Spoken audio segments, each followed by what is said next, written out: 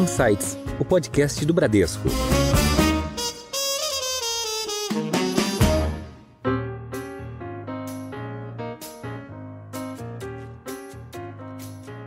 Mas aí um dia eu disse para uma empresa que eu era LGBT, essa empresa viu o valor nisso, não só porque eu era uma pessoa LGBT, porque eu tinha competência e também era uma pessoa LGBT, porque nós não somos só um crachá, nós não somos só questões associadas à nossa performance. A gente carrega uma vida, a gente carrega uma história, a gente carrega... E tudo isso é jogo de cintura, né? Tudo isso é capacidade, tudo isso é inovação, inclusive, para resolver problemas. Para a gente nunca é suficiente, a gente tem um apetite sempre avançar nessa agenda, dada a relevância, a gente quer... E a gente olha em 3 lugares ali, nesse lugar de educação, do letramento, do lugar de desenvolvimento efetivamente, para olhar para essa carreira, quais são as necessidades específicas para os grupos minorizados que a gente precisa atuar, como é que eu olho carreira intencionalmente, né? Que, de novo, diversidade é o tema que você não pode estar em cima do muro. Nesse movimento que a gente viu acontecendo ali no início dos anos 2020, foi uma inovação de você agregar aspectos, seja de aspectos ambientais ou sociais, dentro de emissões de dívidas. Então, uma das coisas que a gente já teve a oportunidade de estruturar aqui foram emissões de dívida que a companhia assumia compromissos ligados à agenda de diversidade. Oi, pessoal, como vocês estão? Essa foi só uma amostra do episódio de hoje e tem muito mais. Eu sou Júlia Castilho e esse é o Insights, o seu podcast semanal com ideias que provocam um novo jeito de pensar. Queria começar o nosso papo aqui de hoje com a minha autodescrição. Eu sou uma mulher de pele branca, o cabelo descolorido, portanto loira. Eu estou usando uma maquiagem leve, uma blusa preta, alguns colares prateados no pescoço, um brinco grande também prateado. E o papo hoje é sobre como a gente está evoluindo em inclusão, em diversidade e acolhimento. E no ambiente corporativo, vocês sentem que esse tema mudou, está evoluindo nas relações de trabalho? No Insights de hoje, vamos trazer essas discussões que permeiam o universo LGBTI+, nas companhias. E para esse papo eu não estou sozinha. A gente convidou o Rafael Pagotto, que é secretário adjunto do Fórum de Empresas e Direitos LGBTI+, um grande parceiro do Bradesco no assunto. Rafa, seja bem-vindo. Eu que agradeço, muito feliz de estar aqui com vocês, um prazer. E nesses insights tem muito insight. Diversidade e inclusão gera insight que não acaba mais. Essa é a ideia. E, ao meu lado, a gente tem aqui uma grande aliada da inclusão LGBTI+, dentro das empresas, a Dani, que é superintendente de diversidade, equidade e inclusão no Bradesco. Como vai, Dani? Oi, pessoal, tudo bem? Super prazer estar aqui, obrigada pelo convite. Começar fazendo aqui também minha autodescrição. Sou uma mulher de pele branca, cabelo loiro, também descolorido. E hoje eu estou usando uma camisa rosa e um paletó marrom. Muito prazer estar aqui. Também está aqui conosco Caio Andrade, que é Head de ESG do BBI. Caio, como você está? Muito bem, prazer estar aqui. Como sempre, é muito bom a gente poder trocar ideias no Insights. Acho que, enfim, minha autodescrição aqui, começando, sou um homem branco, com barba e cabelos castanhos. Estou usando aqui uma camisa branca, um terno azul. Obrigada, Caio. Eu não estou nada discreto. Aliás, eu vou falar minha autodescrição aqui, porque eu estou usando um terno vinho, com uma camisa cheia de flores e da cor bege. Eu tenho a pele branca rosada, o cabelo castanho, a barba um pouquinho grisalha. Sou uma pessoa LGBT, sou um homem cis em questionamento de gênero com 46 anos. E já que a gente está falando de você, Rafa, eu queria que você contasse um pouco da sua trajetória pessoal e profissional, como que você encontrou o Fórum de Empresas e Direitos LGBTI+, e o que mais você quiser compartilhar conosco, em especial, quais são os motivos para você se orgulhar. Já que a gente está falando de junho, que é o mês do orgulho LGBTI+, essa é uma campanha que está acontecendo agora dentro da nossa empresa, no grupo de afinidade Diversibrad, que é o grupo de afinidade de inclusão LGBTI+. Então, aproveitando essa conta quem você é e pelo que você se orgulha. Orgulho. Orgulho é uma palavra que por muito tempo me perseguiu como algo negativo, né? Eu gosto de dizer, eu fui criado de um jeito assim que você falasse orgulho é uma coisa meio soberba, etc e tal. Mas para a comunidade LGBT ou num corpo LGBT, hoje eu consigo, eu estava até tomando banho hoje, eu falei assim, poxa, nossa, eu tenho orgulho do que eu faço, eu tenho orgulho E aí eu fui atrás da palavra orgulho. E eu gosto muito de um dos aspectos da palavra orgulho que tem a ver com dignidade, tem a ver com honra, tem a ver com reconhecer o valor da sua própria história, sabe?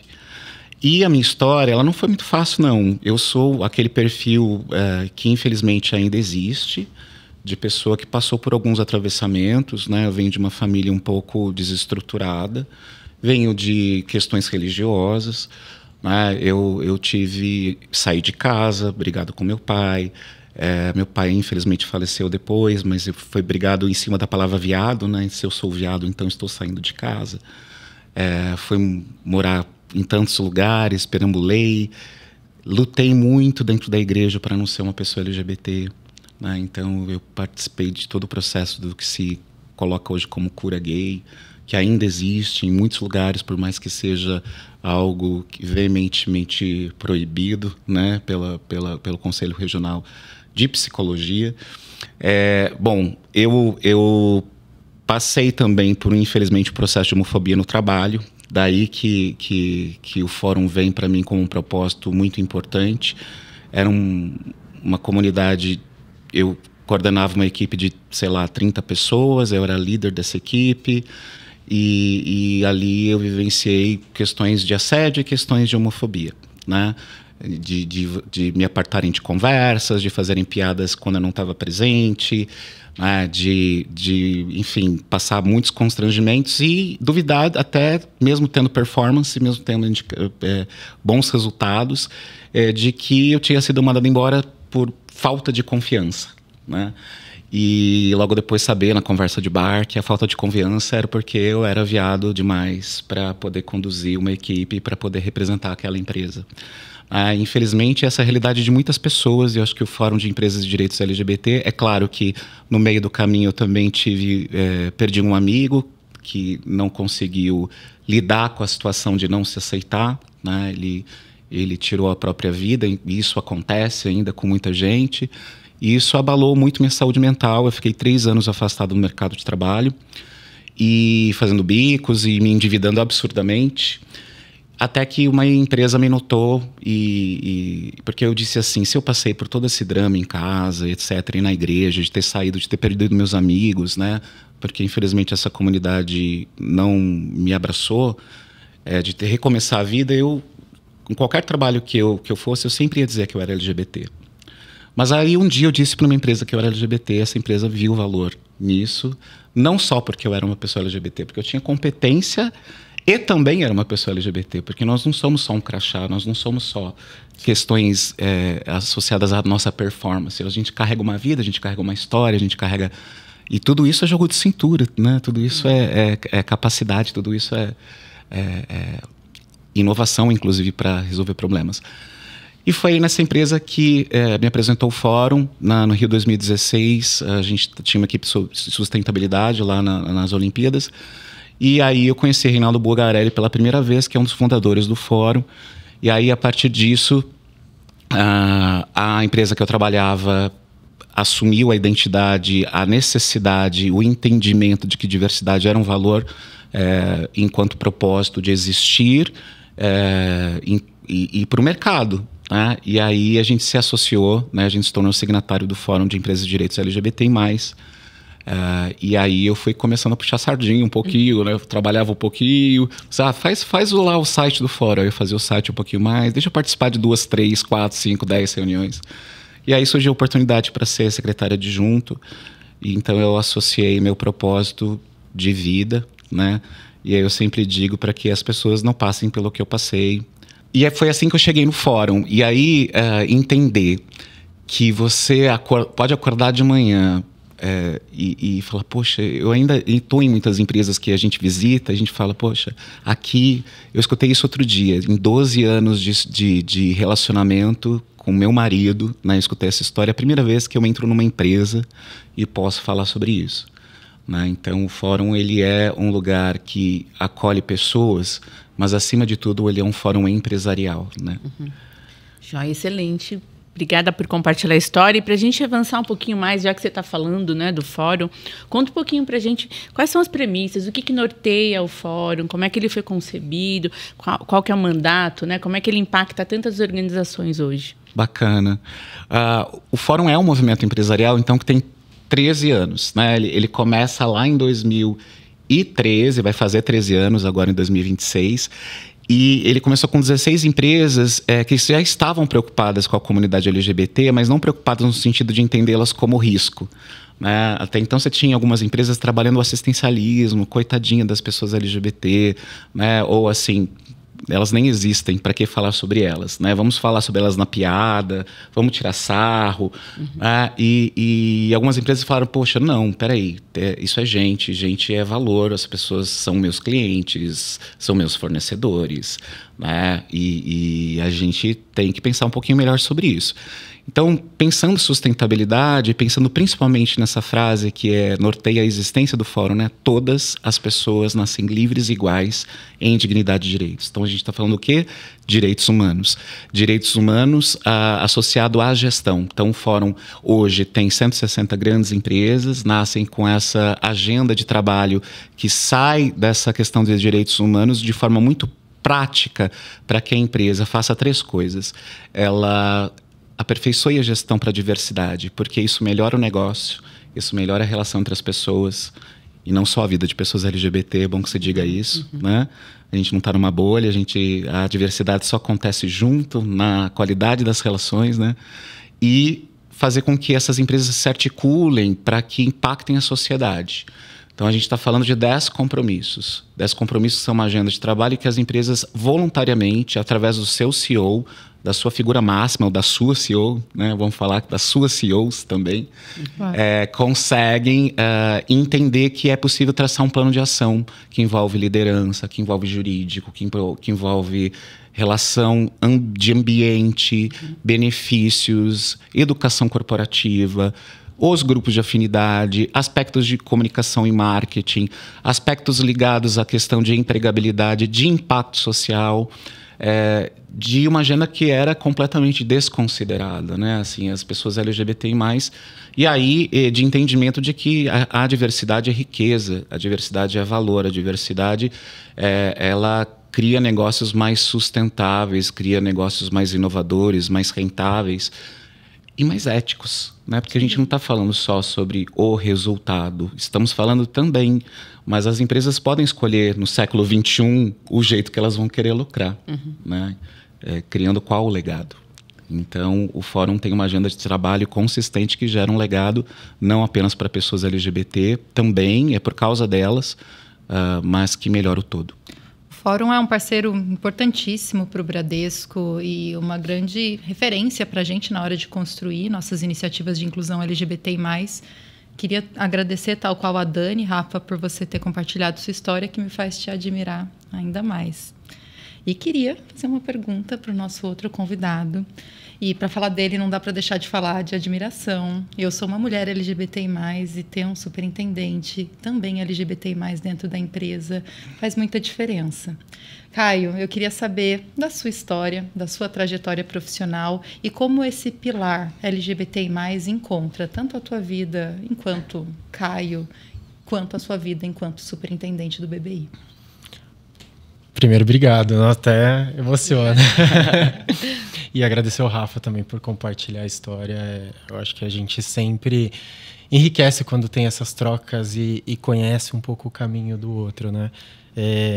Eu sou filho mais novo de 3 irmãos, venho de uma família de origem simples, humilde, e que tive um processo de me descobrir como um homem gay que demorou bastante tempo para eu me aceitar, né? Eu acho que nós da comunidade, a gente passa por esse primeiro desafio que é a autoaceitação, que é permeado pelas inseguranças, por todos os medos que a gente tem.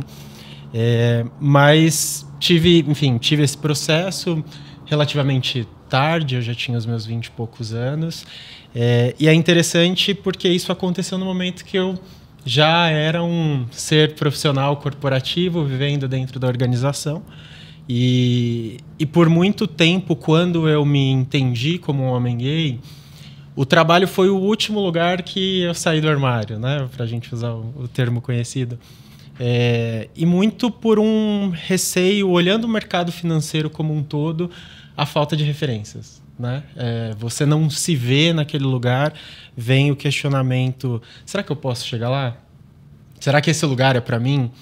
Então, acho que esse foi um processo pelo qual eu passei, e tive a sorte depois de ser cruzado, né? Eu como a Júlia mencionou, eu sou do banco de investimento, especificamente ali dentro do time de renda fixa, e a gente passou ali em 2020, 2021, um momento em que o mercado financeiro, o mercado de capitais mais especificamente, começou a olhar para a pauta do ESG, né? Olhando para o ambiental, para o social e para a governança, com olhares mais específicos. E aí, nesse momento, eu tenho a oportunidade de abraçar essa frente, assumo a posição de head de ESG ali em 2022, e eu acho que as agendas se conversam perfeitamente, né? Eu acho que a minha construção pessoal com muito propósito do que eu começo a poder fazer dentro do trabalho, dentro das construções das operações com as empresas de um modo geral. Então, a gente falando do mês do orgulho, assim, eu tenho muito orgulho de poder estar trabalhando, olhando para um viés de negócios com essa visão do ESG, que muitas vezes é colocado, né, como uma filantropia, caridade, né, como o Rafa mencionou, mas a gente mostra que não, são viés de negócios mesmo, tem possibilidades ali diferentes para a gente olhar para isso. E eu acho que um último ponto, né, que para mim faz muito sentido no fechamento, né, dessa minha história, é que olhar para a ESG tem o lado, obviamente, da oportunidade de negócios, mas tem também do que é o papel social das empresas, né? Qual é a contribuição que elas podem fazer. E eu compartilhar com vocês, eu sou resultado de uma empresa que tem um compromisso social muito grande, porque eu estudei a minha vida inteira na Fundação Bradesco, que é o maior projeto educacional da América Latina. Eu tenho muito orgulho e me emociono em falar isso, porque mudou a minha vida, mudou a vida dos meus irmãos que estudaram lá também e, consequentemente, da minha família. Fez com que eu tivesse a oportunidade de ter uma educação melhor, entrar no banco e estar aqui hoje falando com vocês. Lindo, incrível. Uau! Então, para a gente começar também a aquecer um pouco mais sobre o tema, né? E vamos começar lá do comecinho aqui, Rafa. Falando do acrônimo LGBTIA+, que a gente hoje já universalmente conhece, que tem outras derivações, né? Ele começou com outras derivações. Alguns falam LGBTQIA+. Qual que é o correto? E conta para a gente um pouquinho também o que significa, qual que é a explicação para cada uma dessas letras, por favor. Isso nasce de um tempo, de um lugar, né, de demandas. Quando a gente olha para o Brasil, a gente começou lá em 78, o movimento homossexual brasileiro, e era todo mundo junto, né? Não tinha só pessoas homossexuais, né? Você tinha lá as pessoas trans, travestis, enfim, as lésbicas, e tinha um motivo que era a ditadura, né? Então, as pautas elas vão aperfeiçoando. A gente sai do GLS, depois vai para o GLBT, depois as pautas feministas reivindicam isso através de uma convenção num movimento político, e aí a gente chega em LGBT e existem muitas variações. A gente vai encontrar LGBTQIA+, LGBTIA+, LGBTQIAPN+, e cada uma delas vai falar sobre pelo menos 3, 4 aspectos, né? Primeiro, a questão das características sexuais, né? As pessoas, elas podem... existem as pessoas que são endossexo, que biologicamente têm as características sexuais padrão, e tem as intersexos. Então, aí aparece a palavra I, né? A letra I, por exemplo, no LGBTI+, que tem demandas políticas, que tem uma construção aí, de pautas genuínas. Você tem a questão do LGBT, né? L lésbicas, G gays, B bissexuais, T de pessoas trans, e o N aparece aí por uma reivindicação de visibilidade de pessoas não binárias, né? Que é um grande guarda-chuva aí, que pessoas não binárias também são trans. Então tem um pouquinho e o pansexual e o bissexual. Então, assim, existe um jeito certo Eu acho que a minha recomendação no fórum a gente diz LGBTI+. É mais curto. E abrange, representa todo mundo. Porque o mais, ele inclui, né? Você tem siglas maiores ainda, né? E siglas em outros lugares do mundo que não são necessariamente a forma como a gente usa. Mas a gente entende que... e aí, a Convenção Nacional, o movimento organizado em novembro, vai voltar a pautar isso novamente. Essas demandas sociais, essa ideia de pertencimento, de visibilidade, né? Quais são as nossas pautas, por onde a gente vai se mover.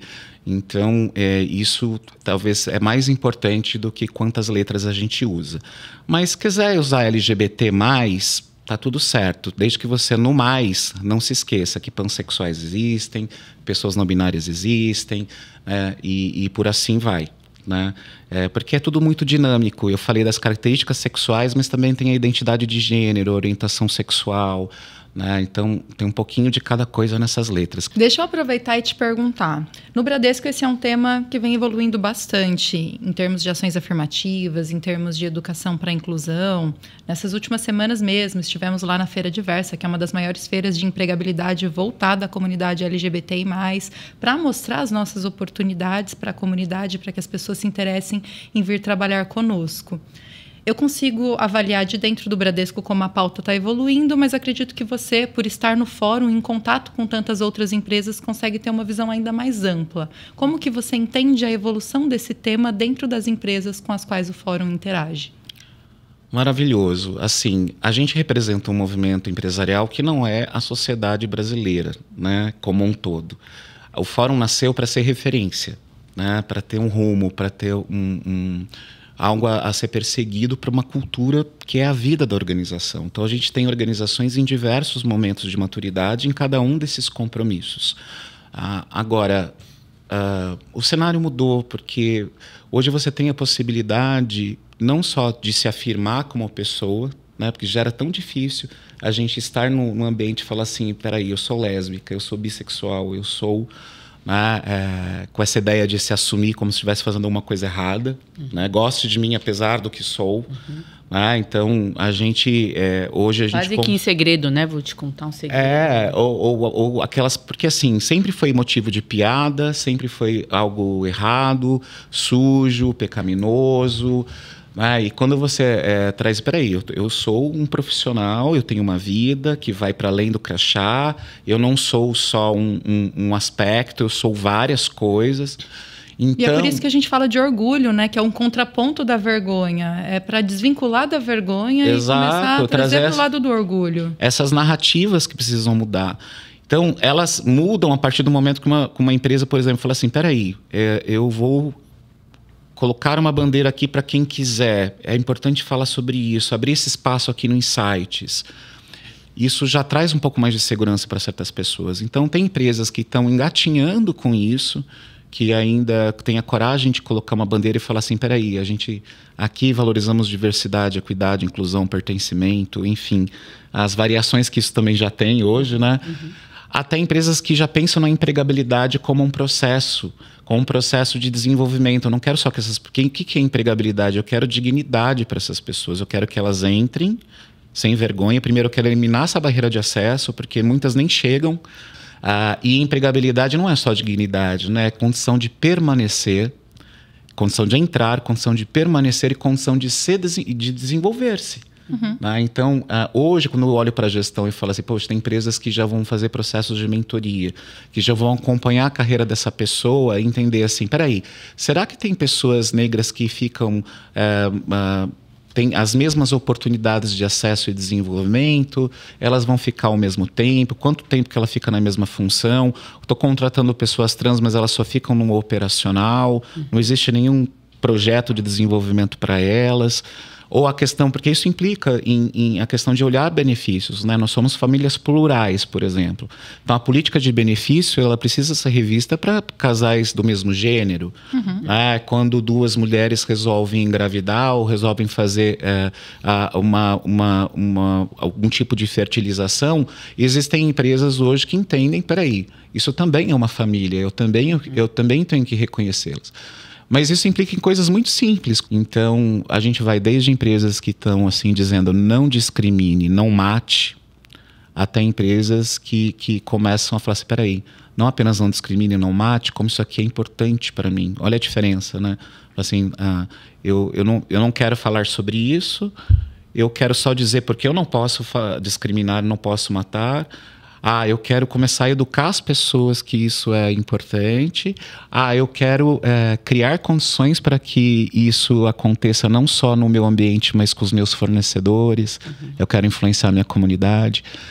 Mas a gente ainda está muito longe do ideal, a gente sabe disso. Mas o fato de ter referências como o Bradesco, né? Eu sempre uso vocês como referência de educação corporativa, por exemplo, né? Vocês conseguem ter trilhas específicas de entender que as pessoas estão em momentos diferentes de aprendizagem, né? E entender que as pessoas não nascem sabendo, não é você chegar apontando o dedo na cara e falar assim, é LGBT, não é LGBTI+, né? Ficar se apegando e ao mesmo tempo, porque ninguém nasce sabendo. E é papel da empresa educar também. E é um processo evolutivo, né? Eu acho que você trouxe já o Bradesco como boas práticas, para a gente nunca é suficiente, a gente tem um apetite sempre avançar nessa agenda, dada a relevância, a gente quer... E a gente olha em 3 lugares ali, nesse lugar de educação, do letramento, do lugar de desenvolvimento efetivamente, para olhar para essa carreira, quais são as necessidades específicas para os grupos minorizados que a gente precisa atuar, como é que eu olho carreira intencionalmente, né? Que, de novo, diversidade é o tema que você não pode estar em cima do muro, você tem que ter um posicionamento ativo da organização, e a gente conduz isso de maneira bastante séria nesse lugar também de quais são as ações intencionais que eu preciso fazer, né? Seja de acesso para dar por meio de vagas afirmativas, para trazer essas pessoas para dentro de casa, mas também como é que eu encarreiro essas pessoas para tirar os vieses, para a gente transpor as barreiras que existem, com mentorias, como você disse também.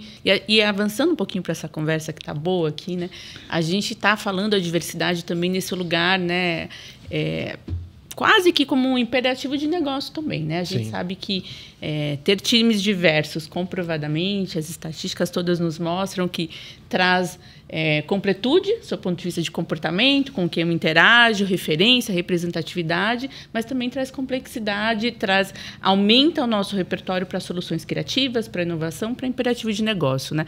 E você hoje à frente aí de uma área que transita e que tem também a oportunidade de olhar ESG e os elementos ali de diversidade como premissa de negócio, né? Conta como é que para a gente aí um pouquinho mais, Caio, como é que isso faz parte ali do teu rol, do teu repertório e o que você tem visto aí, isso avançando nas agendas de negócio. Ótimo. É importante a gente trazer essa visão, né? Que ESG tem um lado de perpetuidade das companhias, olhar para isso. A gente está falando de negócio de geração de valor, né? Eu, especificamente, atuando ali dentro do banco de investimento no time de renda fixa, a gente faz estruturação de produtos de mercado de capitais, né? Então, a gente estrutura dívida para as companhias. E uma coisa muito bacana nesse movimento que a gente viu acontecendo ali no início dos anos 2020, foi uma inovação de você agregar aspectos, seja de aspectos ambientais ou sociais, dentro de emissões de dívidas. Então, uma das coisas que a gente já teve a oportunidade de estruturar aqui foram emissões de dívida que a companhia assumia compromissos ligados à agenda de diversidade. Então, por exemplo, né, uma emissão com um compromisso de você atingir determinado número de pessoas negras no quadro de funcionário. Ou então um determinado número de mulheres em quadro de liderança. Então, a gente tem a oportunidade, eu acho que, de mergulhar de uma forma muito bacana. E a provocação que eu acho que tem que ficar é como é que a gente consegue evoluir mais dentro dessa agenda, né? E aí, nesse aspecto, como é que, eventualmente, o mercado financeiro consegue pensar em estruturas para suportar essas pessoas? Por exemplo, uma linha de financiamento para empreendedores LGBTs, né? Acho que tem aqui uma construção ainda que pode ser um caminho a ser seguido, mas que ao mesmo tempo a gente carece de muita informação e que talvez ela ainda não esteja totalmente aí disponível para a gente empreender dessa forma. E Rafa, a gente fala de comunidade LGBTI+, para fortalecer esse senso coletivo, para fortalecer a pauta. Mas a gente sabe naturalmente que, tal qual você mencionou, diversos elementos compõem essa sigla. E os desafios de cada pessoa, da mulher lésbica, do homem gay, da pessoa trans, eles também diferem bastante entre si. A pessoa trans, via de regra, está numa situação de vulnerabilidade ainda maior quando a gente fala da sigla como um todo.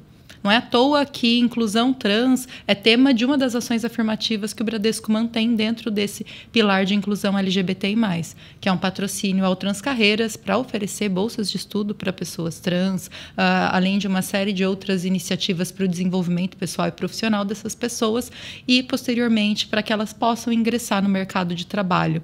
Eu queria que você contasse um pouco das nuances e diferenças dos desafios de inclusão para cada uma das comunidades que compõem a grande comunidade LGBTI+.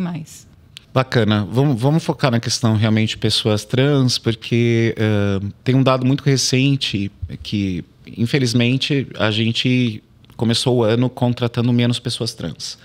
Quem diz isso é a própria Transempregos, uma das organizações pioneiras na questão de contratação, de possibilitar as pessoas trans organizarem seu currículo, serem vistas e conectar. É muito lindo, né? Porque nasceu a Transempregos basicamente junto com Fora. A nossa história se confunde um pouco. E esse ano caiu abruptamente, né? Essa questão, mais uma vez, se nós não somos intencionais, as pessoas ficam invisíveis. E há um dado interessante também sobre essa questão, porque, inclusive, a gente estava ontem com o pessoal da Cogna Educação, que é uma das signatárias do fórum, falando sobre... porque a primeira coisa que se fala é da dificuldade de contratar pessoas trans. Será que elas são qualificadas, não são qualificadas? Onde é que elas estão? Assim, uma total falta de conhecimento, até mesmo, sobre esse público. Ao olhar os dados da Transempregos, você vai ver que dos milhares de currículos que tem lá, e eu acho que tem mais de 20 mil, se não me engano, se não me falha a memória, depois acessem transempregos.com.br. Vocês vão ver que 40% dessas pessoas têm qualificação. Elas fizeram ensino médio, fizeram superior, estão estudando graças a oportunidades que vocês geraram, por exemplo, através desse programa e outros programas que existem, né? A gente tem também a questão do Transcidadania, por exemplo, em São Paulo, o Programa Nacional de poder pegar as pessoas em vulnerabilidade, acompanhá-las durante um tempo, reinseri-las socialmente, né? Mas é isso. Você tem hoje também, vamos olhar o lado bom da história, né? A gente comemora, falou assim, a empresa automotiva tem sua primeira pessoa trans dentro do setor, né? Ou empresas que conseguem, já começam a ter pessoas fazendo a transição dentro do trabalho e criando guias de treinamento e se adaptando e transicionando junto. Isso é muito lindo o que está acontecendo. De fato, existem sim as vulnerabilidades todas, de fato, sim, vamos falar aqui, muitas pessoas não sabem, para a gente que trabalha com diversidade e inclusão, esse é um dado triste, mas é muito comum, que somos o país pela 13ª vez que mais assassina pessoas trans no mundo. Então, todos esses atravessamentos, eles entram com a pessoa no ambiente de trabalho, né? Mas é isso, quando há um ambiente de acolhimento, de preparo, de intenção, e aí eu não estou questionando a vaga afirmativa ou não, eu não preciso criar necessariamente uma vaga afirmativa, mas então vá atrás de onde aquele currículo está. Porque aquele currículo não... quero 20 currículos desse, 20 daquele, 20 daquele. Vamos diversificar as fontes de onde buscamos as pessoas. Eu não preciso necessariamente criar as afirmativas. Se eu tiver as afirmativas, certamente eu vou fazer reparações, né?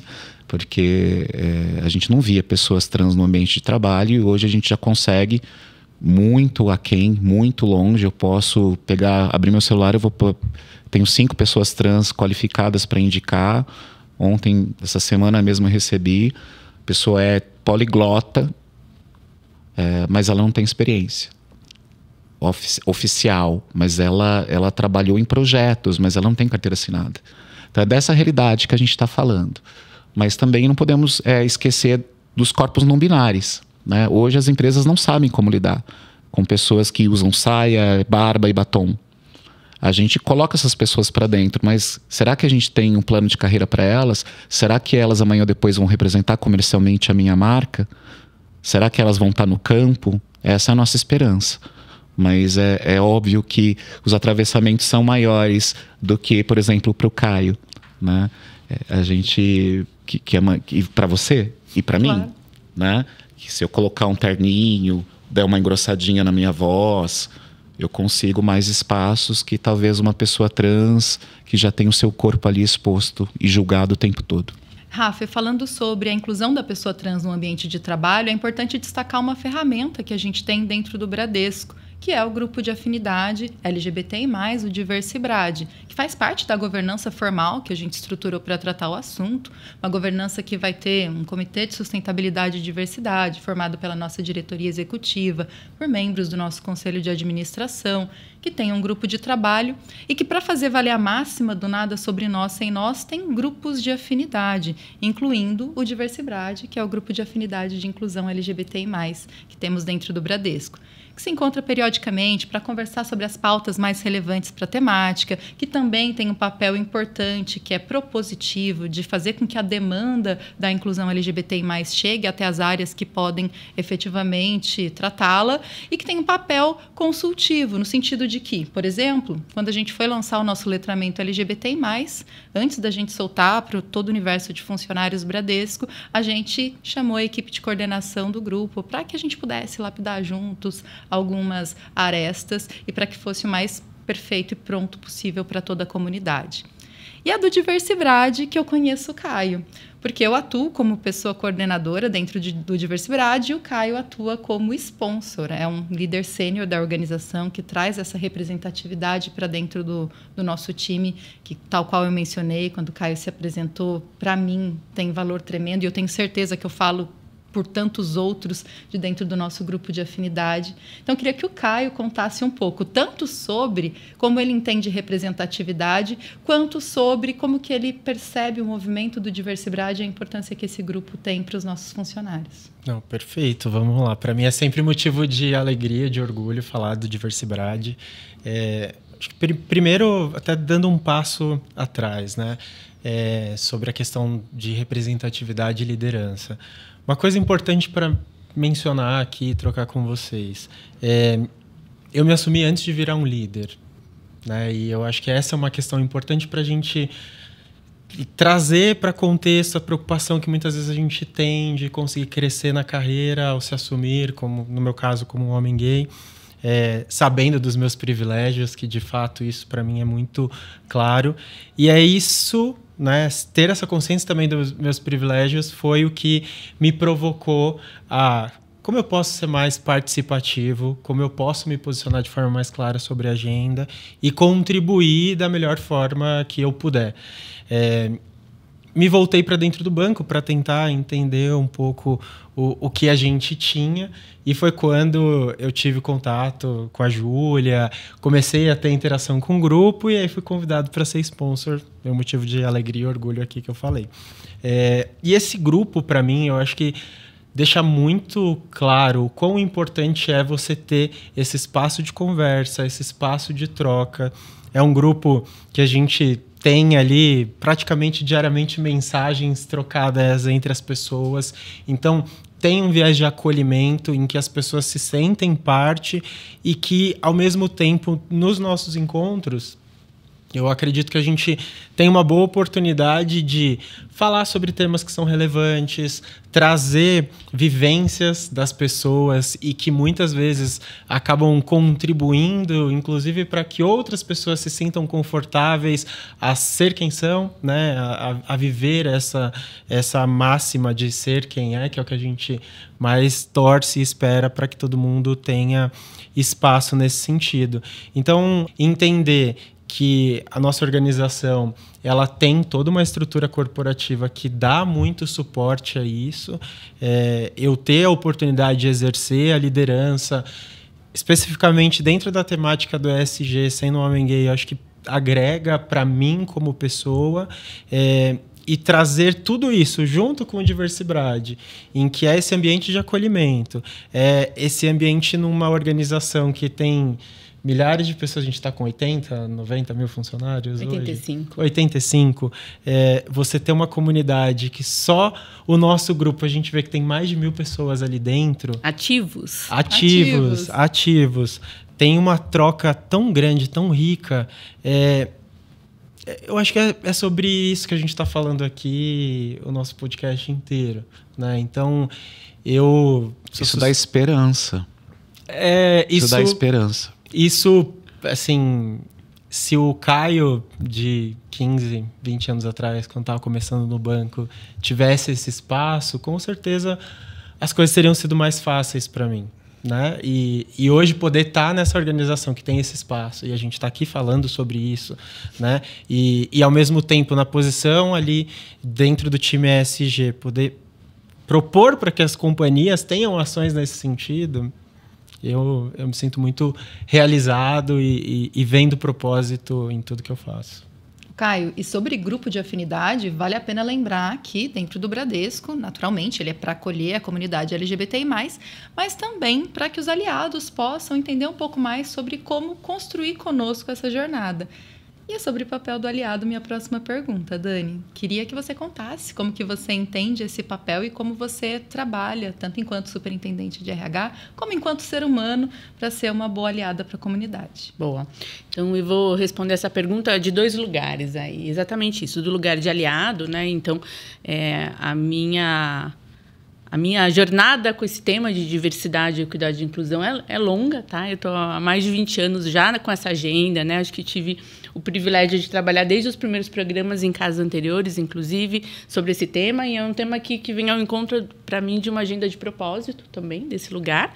Então, enquanto aliado, eu aprendo, né? A exemplo do que a gente está trocando aqui, ou das participações aí que eu faço com a Júlia, tendo também um convívio diário, né? Então, é um lugar também de apoio, de patrocínio, de letramento, de trazer perspectiva e de corroborar para dar voz aí para essa agenda também, né? E do lugar ali de liderança, eu acho que a gente tem um papel ainda também bem forte, bem complementar, né? E eu me sinto obrigada, né, de fazer isso, que é olhar para a diversidade como realmente atributo ali para o meu time, né? Então, hoje eu não consigo formar um time sem pensar em quais diversidades eu tenho que trazer para esse time. Hoje eu tenho um time bastante diverso. Isso me faz ser uma pessoa melhor, né? E acho que isso também vem ao encontro da minha história de vida, né? Eu acho que por privilégio, por sorte ou talvez competência, eu sempre tive amigos, né? Eu tenho vários amigos gays e isso está muito presente na minha vida. Eu trago a minha família para essa agenda também. Meus filhos são completamente incutidos, né, nesse convívio. Então, quanto pessoa aliada ou quanto líder, eu acho que queria destacar 3 perspectivas. O primeiro, do aprendizado. Né? Então, enquanto não tendo lugar de fala, eu preciso estar continuamente aprendendo com as pessoas que estão, né, nesse lugar, né? E, então, enquanto pessoa aliada, eu preciso aprender. O segundo é ter essas pessoas por perto, né? Então, formando grupos diversos, tendo realmente convívio com pessoas de diferentes perspectivas, para isso, de fato, engrandecer. E a forma mais rápida de gerar o aprendizado, né? O terceiro é corrigir e errar rápido, errar e corrigir rápido.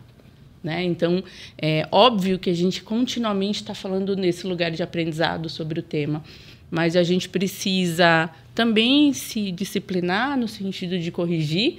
Eu acho que as pessoas ali nesse lugar estão ensinando, mas também querem respeito, querem que a gente progrida e avance com essa agenda. Então, me sinto realmente interessada em aprimorar esse meu letramento, em me policiar, me vigiar realmente para ser mais adequada sobre esses aspectos. E gosto de ter gente também que sinalize, olha, ali você deu uma escorregada, não é por aqui que a gente olha, né?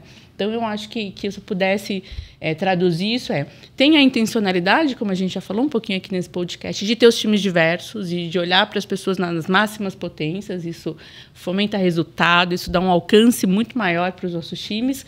Querer aprender, ter essa curiosidade, né? A gente, enquanto líder, é quase que nosso dever, né? Óbvio, eu lidero essa agenda também, mas enquanto qualquer líder da organização, é nosso dever entender e estar instrumentalizado para ser mais proficiente no tema.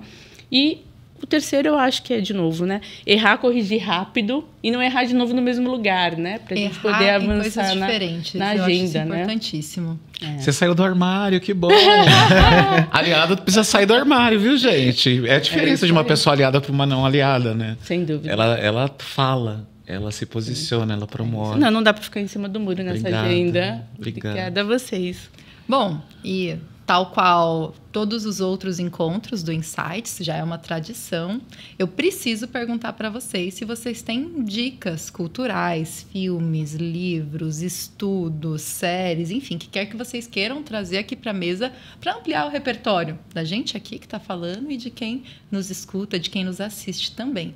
E eu posso começar com o meu? Começa. Gente, eu trouxe vários, mas eu tive que escolher alguns poucos e tá doendo escolher, mas vamos lá. A minha principal dica tem a ver com uma pessoa que eu sou absolutamente fã, alucinada por tudo que ela produz, e em especial pelas produções musicais dela e também pelas produções audiovisuais. A gente está tentando adivinhar aqui, assim. Eu acho que boa parte das pessoas que estão nos assistindo já mataram. Sou muito fã da Lineker, eu acho ela uma mulher mas aí incrível. que não é, né? Exato.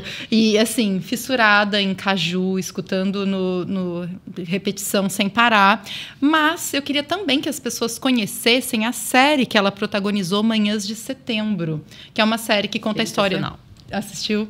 Que conta uma história de uma mulher trans que está dando passos... Muito diferente da Lineker, inclusive. Exatamente, que está dando passos significativos na vida dela e no que é importante para ela. E ela se depara com um filho de uma vida anterior que está ali, que ela precisa encontrar esse espaço para o filho existir dentro do novo universo que ela está construindo e criando. Eu acho de uma sensibilidade, de uma completude tudo aquilo que eles trazem na série, me encanta muito. Então fica aqui a dica para que as pessoas conheçam o que a Lineker produz em termos de música e o que ela produz em termos de audiovisual, porque ela manda muito bem.